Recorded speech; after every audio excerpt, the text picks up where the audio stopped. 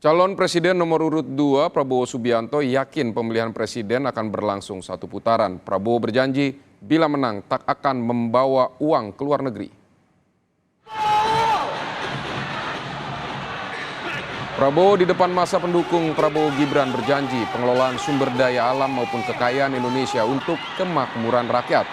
Prabowo juga menyatakan bahwa dia akan mengelola sumber daya alam untuk rakyat.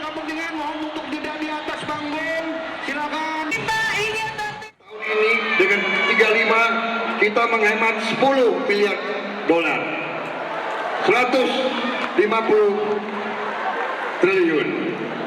Kalau kita B100 kita akan menghemat 25 miliar dolar, 400 triliun kurang lebih. Uang itu tidak akan kita kirim ke luar negeri. Uang itu akan digunakan untuk sebesar-besarnya kemakmuran rakyat.